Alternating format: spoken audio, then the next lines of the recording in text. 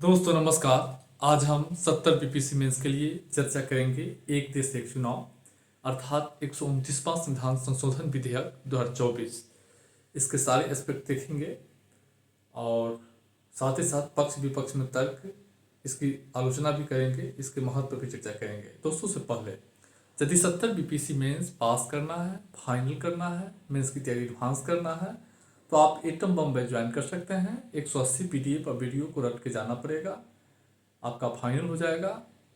इसका चार्ज 4000 है। 83 73 98 39 95 पे संपर्क करके आप बैच ज्वाइन कर सकते हैं। डिस्क्रिप्शन नंबर होगा। आइए हम चर्चा को आगे बढ़ाते हैं। सबसे पहले एक देश एक चुनाव से जुड़े हुए क्वेश्चन आ जाएगा तो उसकी भूमिका लिखना है, और भूमिका अपने मन से नहीं लिखना है। इस विधेयक में ही भूमिका की चर्चा की गई है। 129वां संविधान संशोधन विधेयक 2024 के अनुसार एक देश एक चुनाव का तात्पर्य है लोकसभा विधानसभा के लिए, लोकसभा विधानसभा के गठन के लिए आयोजित आम चुनाव से। यानी परिभाषा सुन लीजिए, अनुच्छेद 82(4)A में इसकी परिभाषा दी गई है। एक देश एक चुनाव का कहा गया है कि एक देश एक चुनाव, एक साथ चुनाव का तात्पर्य है लोकसभा और विधानसभा के गठन के लिए आयोजित आम चुनाव से है। इतना लिखने के बाद आप आगे बढ़िएगा। 129वां संविधान संशोधन का रेफरेंस जरूर दीजिएगा, या अनुच्छेद 82(A)(4) का। आइए अब हम इसकी पृष्ठभूमि पर चर्चा करेंगे। सब पीडीएफ में है। एक देश एक चुनाव की क्या इतिहास रहा है। जैसा कि जानते होंगे कि 1951-52 में लोकसभा विधानसभा का चुनाव साथ हुआ था। फिर 1957 में जो है साथ हुआ है। 1962 में एक देश एक चुनाव जो है साथ हुआ था। 1967 में भी चुनाव हुआ था। लेकिन 68-69 में कुछ विधानसभा समय से पहले भी घटित हो गई थी, जिसके कारण एक साथ चुनाव संचालन का जो चक्र था वो बाधित हो गया। यानी कहिएगा तो 51 से लेके 67 तक एक देश एक चुनाव, लोकसभा विधानसभा का चुनाव साथ साथ होता था। लेकिन 68-69 में कुछ विधानसभा समय से पहले भी घटित होने के कारण जो चक्र चल रहा था लोकसभा विधानसभा का, वह टूट गया है। उसके बाद से फिर जो है दोनों अलग अलग होने लगे हैं। विधि आयोग जो है अपनी 117वीं रिपोर्ट में एक देश एक चुनाव का कराने का जो है सिफारिश किया था, और कहा था कि इसके लिए जो है सरकार को व्यवहारिक उपाय जो है तलाशना चाहिए। कार्मिक लोक शिकायत तथा विधि और न्याय संबंधी संसदीय पार्लियामेंट्री जो है समिति कमेटी जो है ने अपनी 79वीं रिपोर्ट में सिफारिश किया था कि जहां तक संभव हो एक देश एक चुनाव पर सरकार को विचार करना चाहिए। उसके बाद भारत सरकार 2 सितंबर 2023 को भारत के पूर्व राष्ट्रपति रामनाथ कोविंद की अध्यक्षता में एक हाई लेवल कमेटी का गठन किया था, जिसे कोविंद कमेटी कहते हैं। कोविंद कमेटी जो है 24 में जो है अपनी सिफारिश सौंपा है, और सरकार कोविंद कमेटी की सिफारिश को स्वीकार कर लिया है। और इसी कोविंद कमेटी की सिफारिश पे 129वां संविधान संशोधन विधेयक 2024 संसद में प्रस्तावित किया गया है। इसके साथ एक और है केंद्र शासित प्रदेश संशोधन विधेयक 2024, जो केंद्र शासित प्रदेशों की विधानसभा को एक साथ लोकसभा के विधानसभा के साथ जो है चुनाव कराने संबंधी प्रावधान किया गया है। प्रस्तावित विधेयक को लोकसभा में प्रस्तुत किया गया है, और लोकसभा में 269 मत जो है पक्ष में पड़ा है और 198 मत विपक्ष में पड़ा है। और विपक्षी दलों के बीच आम सहमति नहीं बन पा रही थी, इसलिए ज्वाइंट पार्लियामेंट्री कमेटी को इसको सौंप दिया गया है, जेपीसी को सौंप दिया गया है गहराई से समीक्षा करने के लिए। और मुझे जो लगता है कि यह कमेटी शीतकालीन मानसून सत्र में इस पर हो सकता है विचार विमर्श होगा, क्योंकि बजट सत्र में तो ज़्यादातर काम बजट से जुड़े हुए गतिविधियों में हो जाएगा। इसलिए गहराई से इस विधेयक पर मानसून सत्र में विचार किया जाएगा। यानी कहने का अर्थ है आपके मेंस से पहले, तब तक मेंस हो गया रहेगा। इसलिए प्रस्तावित विधेयक से ही क्वेश्चन आने की प्रबल संभावना हम मानते हैं। अब आइए आप विधेयक जो है एक देश 129वां संविधान संशोधन विधेयक की प्रमुख विशेषता या प्रावधान हम उस पर चर्चा करेंगे। अब इस संशोधन विधेयक में एक देश एक चुनाव कराने के लिए संविधान में एक नया अनुच्छेद 82A का प्रावधान किया गया है। एक नया अनुच्छेद 82A का प्रावधान किया गया है और इस 82A में कई अनुच्छेद जो है सब आर्टिकल जोड़े गए हैं। यानी एक देश एक चुनाव कराने के लिए संविधान में क्या जोड़ा गया है? अनुच्छेद 42A किसके द्वारा? 129वां संविधान संशोधन विधेयक 2024 के द्वारा प्रस्तावित किया गया है। जब संसद से पारित हो जाएगा, राष्ट्रपति की मंजूरी मिल जाएगा, तब संविधान में जुड़ जाएगा। लेकिन अभी अनुच्छेद 42A जोड़ने का प्रस्ताव किया गया है। अब 42A में क्या है एक देश एक चुनाव कराने के लिए? तो 42A(1) में राष्ट्रपति, जैसे लोकसभा का आम चुनाव होगा तो राष्ट्रपति अधिसूचना द्वारा इस बंद को लागू करेगा।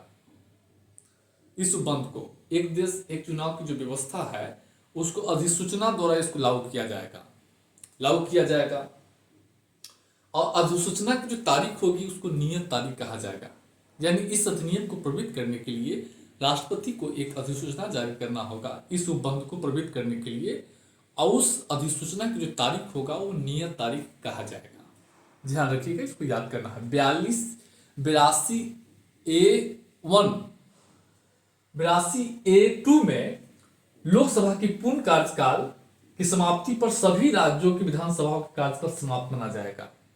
82A(2) में यह प्रस्तावित किया गया है कि लोकसभा की पूर्ण कार्यकाल की समाप्ति पर सभी राज्यों की विधानसभाओं का कार्यकाल स्वतः समाप्त माना जाएगा। उसके बाद जो है 82A(3) में प्रस्तावित किया गया है कि लोकसभा के पूर्ण कार्यकाल की समाप्ति से पूर्व निर्वाचन आयोग लोकसभा सभी राज्यों की विधानसभा के चुनाव एक साथ कराएगा। यही एक देश एक चुनाव है। अनुच्छेद 82A(3) में लोकसभा के पूर्ण कार्यकाल की समाप्ति से पूर्व निर्वाचन आयोग लोकसभा सभी राज्यों की विधानसभाओं के चुनाव एक साथ कराएगा। हो गया, सबसे इंपोर्टेंट विधेयक है 82A(3). 82A(4) में है एक साथ चुनाव का परिभाषा दिया गया है। यानी एक साथ चुनाव का तात्पर्य है लोकसभा विधानसभा के गठन के लिए आयोजित आम चुनाव से। 82A(5) में यहाँ ए छूट गया है। 5 में लिखा गया है निर्वाचन आयोग को निर्देश दिया गया है कि मान लीजिए किसी विधानसभा का चुनाव साथ नहीं कराया जा सकता है, तो निर्वाचन आयोग राष्ट्रपति को सिफारिश करेगा कि किसी राज्य का विधानसभा लोकसभा के साथ नहीं कराया जा सकता है और उसकी बाद की तारीख में जो है निर्वाचन कराया जाए। अगर मान लीजिए किसी राज्य विधानसभा का चुनाव साथ नहीं करा सकता है, लोकसभा के साथ अगर संभव नहीं है, तो निर्वाचन आयोग राष्ट्रपति को सिफारिश करेगा कि बाद की तारीख में उस राज्य की विधानसभा का चुनाव कराया जाए। उसके बाद 82A(6) में है कि विधानसभा का कार्यकाल उस तारीख को समाप्त माना जाएगा जिस तारीख को साधारण निर्वाचन के बाद गठित लोकसभा का कार्यकाल समाप्त होगा। यानी विधानसभा कार्यकाल लोकसभा के कार्यकाल के समाप्ति के साथ ही समाप्त हो जाएगा। उसके बाद अगला प्रोविजन है अनुच्छेद, अब ये तो देख लिए। अब अनुच्छेद 83 में क्या है? संशोधन किया गया है 129वां संविधान संशोधन विधेयक द्वारा। अब क्या संशोधन किया गया है वह देखिए। अनुच्छेद 83(3) प्रावधान है कि लोकसभा की प्रथम बैठक की तारीख से 5 वर्ष की अवधि को लोकसभा का पूर्ण कार्यकाल कहा जाएगा। यानी यह लोकसभा के पूर्ण कार्यकाल को परिभाषित किया गया है अनुच्छेद 83(3) के द्वारा। उसके बाद जो है अनुच्छेद 83(4) के द्वारा लोकसभा के शेष अवधि के बारे में बात की गई है। अगर मान लीजिए कोई लोकसभा गठन हुआ लोकसभा, और लोकसभा अपने 5 वर्ष की पहली 5 वर्ष से की जो पूर्ण कार्यकाल है उससे पहले अगर विघटित हो गई है और शेष अवधि के लिए अगर चुनाव होता है तो उसको जो है लोकसभा का शेष अवधि जो है कहा जाएगा। समझ रहे हैं? मान लीजिए 5 साल के लिए गठन किया जाना है, लेकिन 3 साल हुआ, तो जो 2 साल होगा उस शेष अवधि के लिए माना जाएगा। उसके बाद इसमें अनुच्छेद 83(6) में मध्यावधि चुनाव सामान्य चुनाव कहा गया है। अगर 5 वर्ष के लिए गठित होगा चुनाव, लोकसभा के लिए चुनाव होगा, 5 वर्ष की अवधि के लिए अगर लोकसभा का आम चुनाव होगा, तो उस चुनाव को सामान्य चुनाव कहा जाएगा। अगर मान लीजिए कोई लोकसभा 5 वर्ष के लिए उसका पूर्ण कार्यकाल है, लेकिन 3 वर्ष में क्या हुआ, विघटन हो गया, तो शेष 2 अवधि के लिए जो चुनाव होगा उसको मध्यावधि चुनाव कहा जाएगा। ध्यान रखिएगा। अनुच्छेद 83(5) में कहा गया है कि यदि लोकसभा पूर्ण अवधि पूरा करने के पहले विघटित हो जाती है तो विघटन के बाद हुए चुनाव में गठित लोकसभा शेष अवधि तक बनी रहेगी। यह स्थिति है। अब अनुच्छेद 172 में भी संशोधन किया गया है, विधानसभा के कार्यकाल में फेरबदल किया गया है। अनुच्छेद 172A में राज्य विधानसभा की प्रथम बैठक की तारीख से 5 वर्ष की अवधि को राज्य विधानसभा का पूर्ण कार्यकाल कहा जाएगा। यानी राज्य विधानसभा की प्रथम बैठक की तारीख से 5 वर्ष की अवधि तक अगर विधानसभा काम करती है तो उसको पूर्ण कार्यकाल कहा जाएगा। विधानसभा यदि पूर्ण अवधि के पहले भी गठित हो जाती है, चुनाव के बाद गठित विधानसभा शेष अवधि तक कार्य करेगी। वह मान लीजिए जो है 5 वर्ष के लिए उसका कार्यकाल है, लेकिन वो 3 वर्ष में विघटित हो गई तो आगे जो चुनाव होगा वह विधानसभा 2 वर्ष के लिए ही काम करेगी। समझ रहे हैं? तो यह स्थिति है। अब प्रश्न है कि एक उस अधिनियम में आप देख लिए यही प्रोविजन है। अब एक देश एक चुनाव के पक्ष में क्या तर्क है, आवश्यकता है। जैसा कि आप जानते होंगे कि भारत में जो है प्रतिवर्ष औसतन विधानसभा चुनाव, औसतन 5 विधानसभा चुनाव होता है प्रतिवर्ष। और जहां विधानसभा चुनाव होना रहता है वहां आचार संहिता लागू हो जाती है, और आचार संहिता लागू होने से लगभग 3-3 महीना उस 5 राज्य की विधानसभा में 3-3 महीना गायब हो जाता है हर साल। और 5 होता है यानी 9 महीने तो गायब हो जाता है, 3 है तो 5 के 15 महीना तो गायब हो जाता है। इससे क्या होता है कि विकास कार्य रुक जाता है, 3 महीना तक उस 5 राज्यों के विकास कार्य रुक जाता है। और भारत सरकार का लक्ष्य है कि 2047 तक भारत विकसित राष्ट्र बने।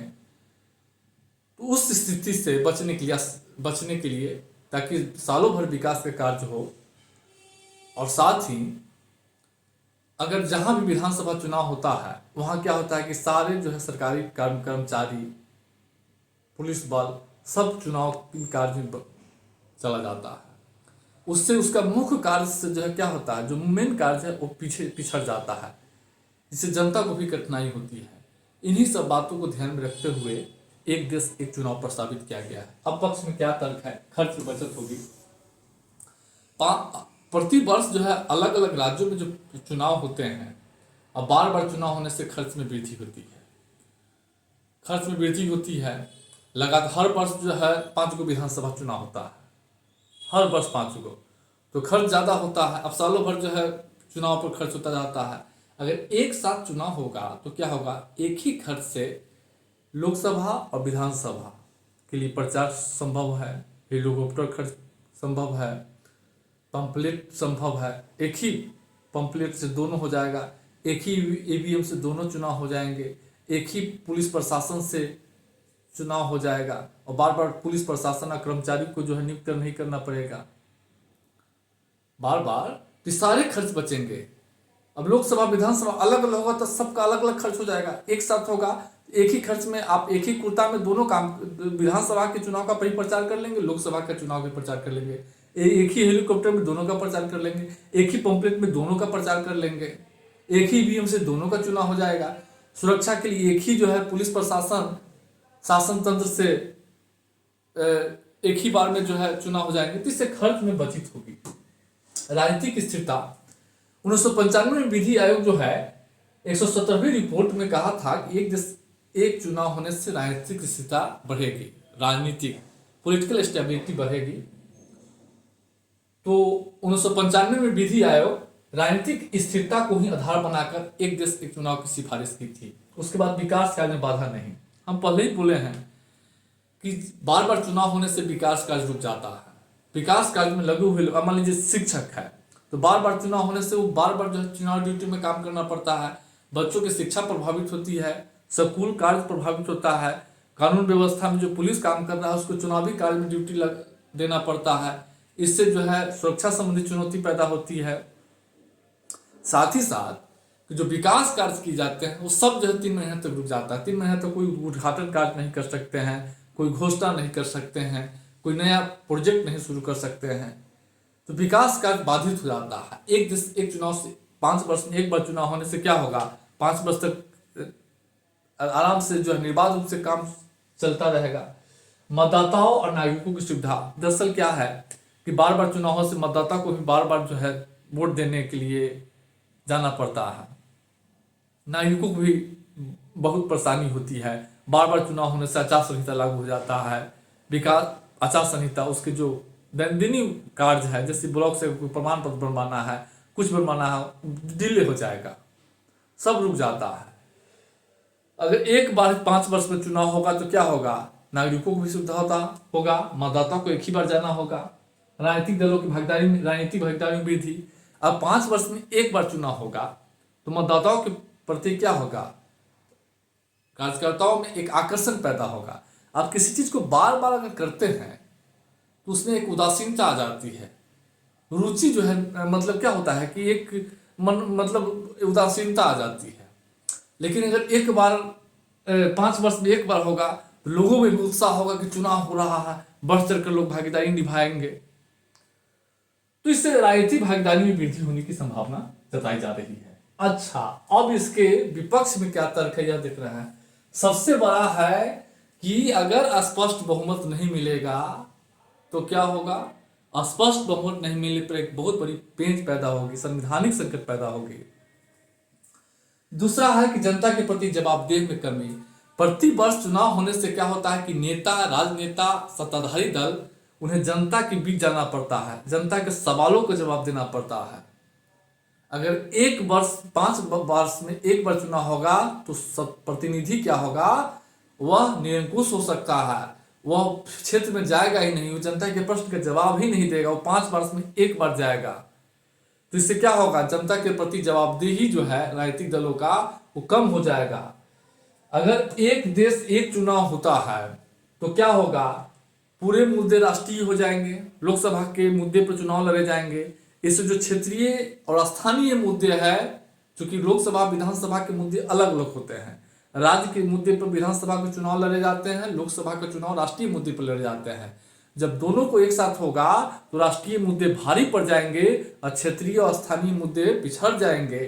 समझ रहे हैं, इससे स्थानीय स्तर का विकास भी प्रभावित होगा। अब राज्यों की स्वायत्तता पर असर। अब मान लीजिए 129वां संविधान संशोधन विधेयक द्वारा एक साथ चुनाव कराने से, लोकसभा विधानसभा चुनाव एक साथ कराने से क्या होगा कि राज्यों की स्वायत्तता पर भी असर पड़ेगा और केंद्र की शक्ति में वृद्धि होने की संभावना है, यानी केंद्रों की शक्ति जो है में वृद्धि होगी। उसके बाद राजनीतिक दलों के बीच आम सहमति। अब 129वां संविधान संशोधन विधेयक को संसद से पारित करने के लिए सभी दलों में आम सहमति की जरूरत होगी, 2/3 बहुमत की जरूरत होगी। लेकिन अभी भारत सरकार के पास 2/3 बहुमत नहीं है, सामान्य बहुमत है। 129वां संविधान संशोधन में विधानसभा के कार्यकाल की अवधि को शेष अवधि, लोकसभा की अवधि को जो 5 वर्ष, आमतौर पर संविधान निर्माता का विचार था कि लोकसभा 5 वर्ष के लिए कार्य करेगी, विधानसभा 5 वर्ष के लिए काम करेगी। लेकिन इस विधेयक में लोकसभा विधानसभा के लिए शेष अवधि के लिए भी कार्य करने की जो है प्रावधान किया गया है। तो जो 5 वर्ष की अवधि है, संविधान निर्माताओं का जो विचार है 5 वर्ष की अवधि, उससे समझौता होने जा रहा है। अगर एक साथ लोकसभा विधानसभा चुनाव होगा तो क्षेत्रीय दलों को नुकसान होगा। क्यों? क्योंकि राष्ट्रीय दल है, उसके पास संसाधन अपार है, उसके पास हेलीकॉप्टर का जखीरा लगा हुआ है, पैसा है, उसके पास नेता है, उसका विस्तार पूरे भारत तक है। वो अपने संसाधन के बल पे छोटे और क्षेत्रीय दलों को दबा देगा। समझ रहे हैं, प्रतिस्पर्धा में पिछड़ जाएगा क्षेत्रीय दल राष्ट्रीय दलों के सामने। उसके बाद लोकसभा विधानसभा चुनाव साथ होने से हो सकता है राष्ट्रीय दल प्रधानमंत्री को उम्मीदवार घोषित कर दे। जैसे ही प्रधानमंत्री का उम्मीदवार घोषित करेगा, जैसे नरेंद्र मोदी को उम्मीदवार घोषित करके चुनाव में जाता है भाजपा, घोषित करेगा, चुनाव नरेंद्र मोदी के आसपास घूमने लगेगा। और जब चुनाव नरेंद्र मोदी के आसपास घूमने लगेगा तो सारा विधानसभा में भाजपा को लाभ मिल जाएगा। तो यह स्थिति है, चुनाव व्यक्ति केंद्रित होने की भी संभावना है। उसके बाद निर्वाचन आयोग की शक्ति में वृद्धि। देखिए 129वां संविधान संशोधन विधेयक 2024 के द्वारा निर्वाचन आयोग की शक्ति को बढ़ा दिया गया है। इसमें कहा गया है कि अगर किसी विधानसभा का चुनाव और निर्वाचन आयोग को राय है निर्वाचन आयोग की राय है कि अगर किसी विधानसभा का चुनाव लोकसभा के साथ नहीं कराए जा सकते हैं तो राष्ट्रपति को सिफारिश करेगा कि उस विधानसभा का चुनाव बाद के तारीख में कराया जाए। इससे निर्वाचन आयोग को व्यापक विवेक की शक्ति मिल गई है। इसका प्रभाव क्या होगा कि जब जिस दल की केंद्र में सरकार है अगर उस दल की उस राज्य में सरकार नहीं है तो उसके साथ सौतेला व्यवहार कर सकता है। इससे संघीय ढांचे पर असर पड़ सकता है, राज्यों की स्वायत्तता प्रभावित हो सकती है, साथ ही साथ राष्ट्रपति कार्यकाल की शक्ति में वृद्धि। देखिए इसमें कहा गया है कि राष्ट्रपति अधिसूचना जारी करेगा इस उपबंध को, प्रत्येक आम चुनाव के बाद अधिसूचना जारी करेगा इस उपबंध को प्रवृत्त करने के लिए। साथ ही साथ उस तारीख को जो अधिसूचना की तारीख होगी वो नियत तारीख होगा। अब क्या होगा कि राष्ट्रपति की कार्यालय की शक्ति में वृद्धि हो जाएगी, शक्ति में वृद्धि हो जाएगी। और क्या होगा, आमतौर पे भारत में संसदीय शासन प्रणाली का स्थापना की गई। संसदीय शासन प्रणाली में राष्ट्रपति मंत्रिपरिषद की सहायता सलाह से काम करता है, लेकिन यहां तो सीधे राष्ट्रपति को शक्ति दी गई कि वो अधिसूचना जारी करेगा और वो अधिसूचना की तारीख नियत तारीख होगा, जिससे राष्ट्रपति कार्यालय की शक्ति में वृद्धि होगी, इससे केंद्रीकरण में वृद्धि होगा। यह स्थिति है। तो ये सारे मुद्दे ऐसे हैं और राज्यों की स्वायत्तता पर असर पड़ रहा है कि विधानसभा के कार्यकाल को काट छांट किया गया है। जैसा कि जानते होंगे अब लोकसभा के कार्यकाल के साथ ही विधानसभा का कार्यकाल समाप्त हो जाएगा, तो राज्यों के संघीय ढांचा के विपरीत है। तो ये सभी चुनौती है, इसको बार बार देखिएगा और फिर हम आगे चर्चा करेंगे।